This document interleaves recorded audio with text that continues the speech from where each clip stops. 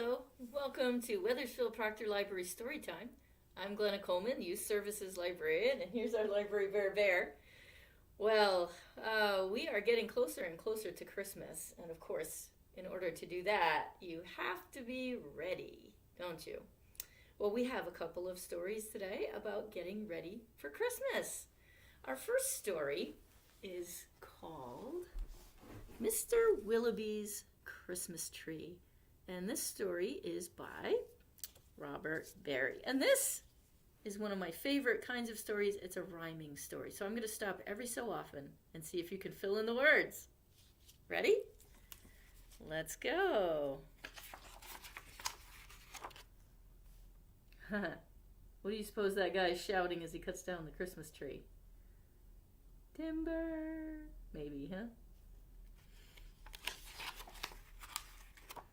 Mr. Willoughby's Christmas Tree by Robert Barry.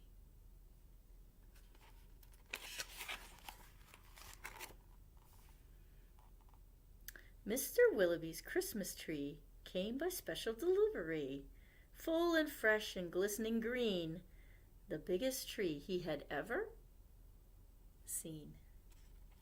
Good job.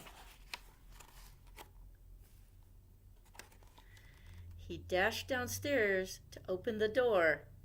This was the moment he'd waited for.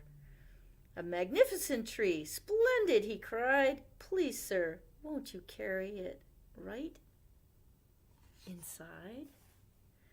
I think it might look best this year, right in the parlor corner here. Wow, that is a big tree.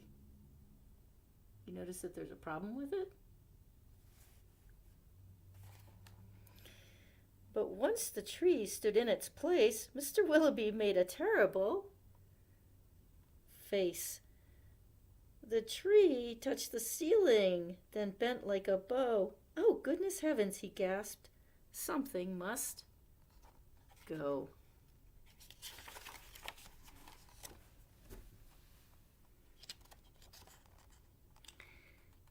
Baxter the butler was called on in haste to chop off the top, though it seemed quite a waste.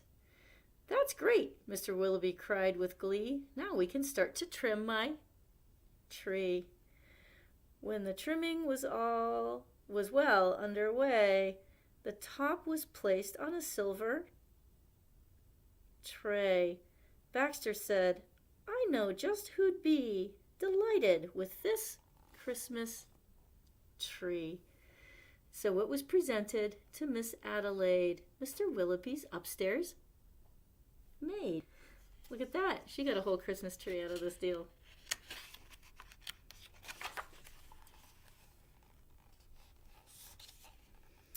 Won't this tree be a pretty sight when I have trimmed it later tonight?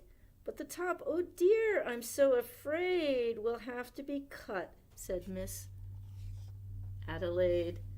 And so with scissors sharp and long, she snipped off the top while she hummed a song.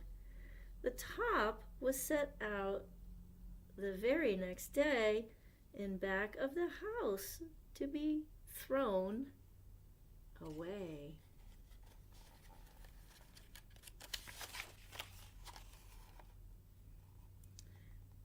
That little treetop caught the eye of Tim, the gardener, passing by.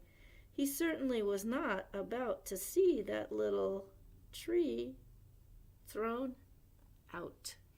He hurried home straight away to see what Mrs. Tim would say. Fa la la, surprise, surprise! His wife could not believe her eyes. But our house, she said, is so snug and small, I do not believe we need it at all. We need it all. And before Tim had a chance to shout, she cut off the top and threw it out.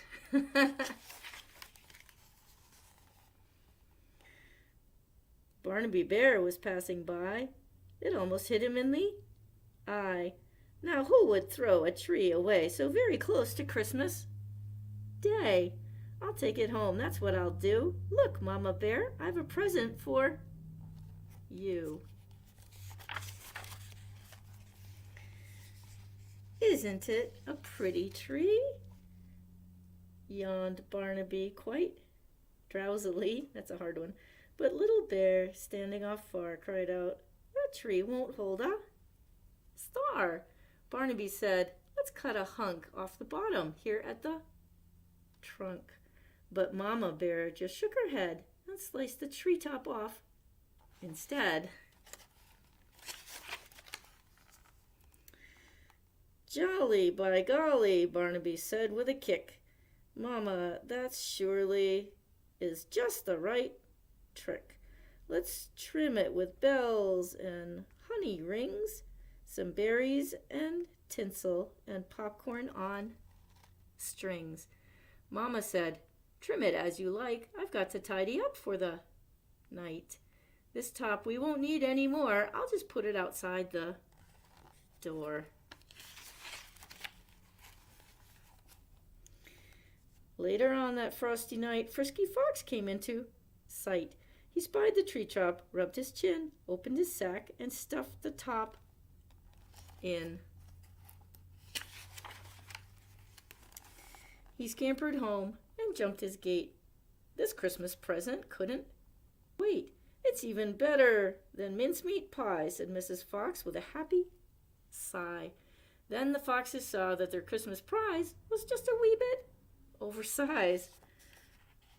"There, my dears, don't you worry. I'll fix this top now in a hurry."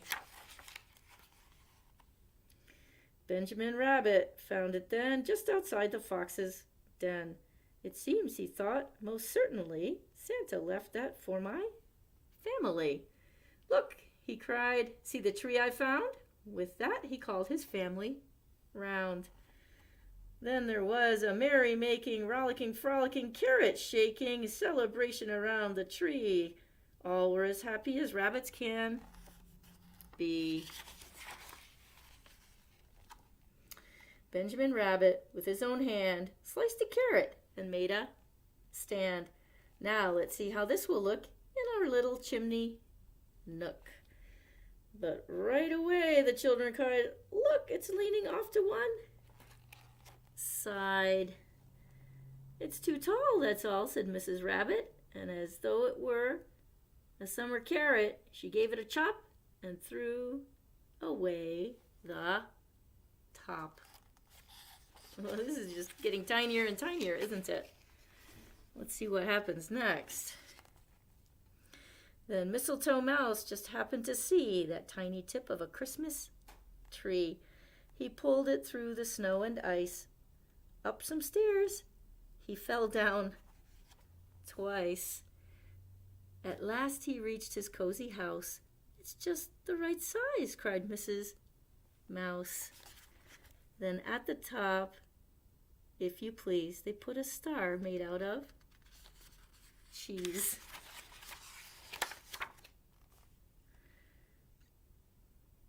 Oh, wasn't it grand to have a tree exactly like Mr.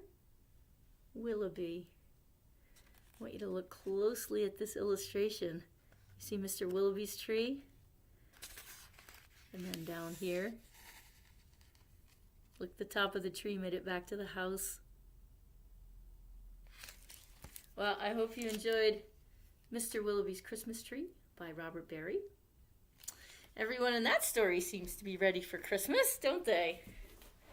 Well, we have another story about getting ready for Christmas, and this story is called Who is Coming to Our House? This story is by Joseph Slate and Ashley Wolff. In this case, the house is a little bit different kind of a house, isn't it?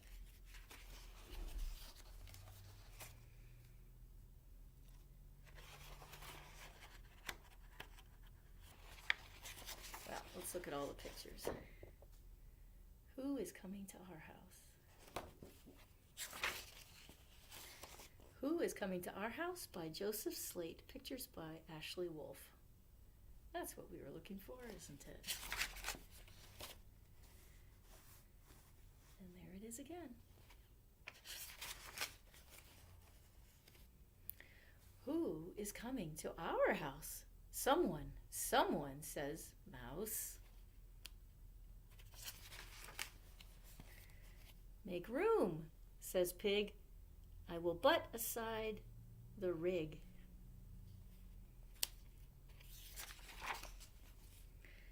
We must clean, says Lamb. Dust the beams, says Ram. Who is coming to our house? Someone, says Mouse.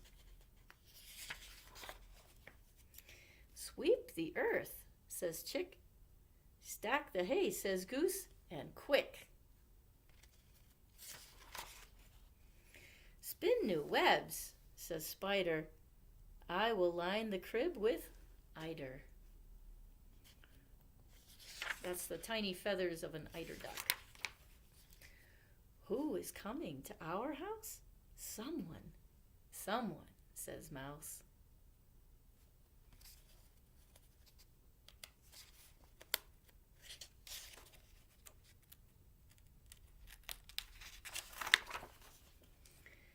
Someone's coming from afar.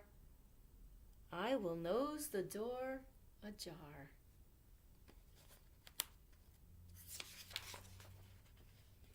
But it is dark, says Cat.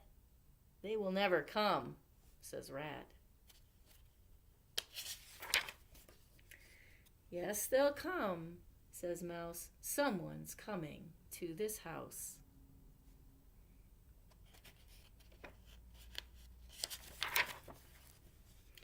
I will lay an egg, says Hen.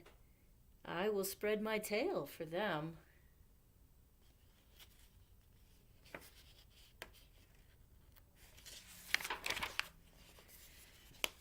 Who is coming to our house? Mary and Joseph, whispers Mouse.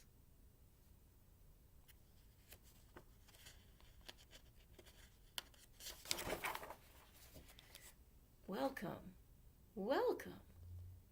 to our house.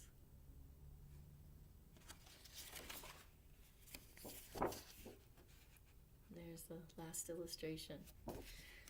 Well, I hope you enjoyed Who is Coming to Our House, written by Joseph Slate and illustrated by Ashley Wolff.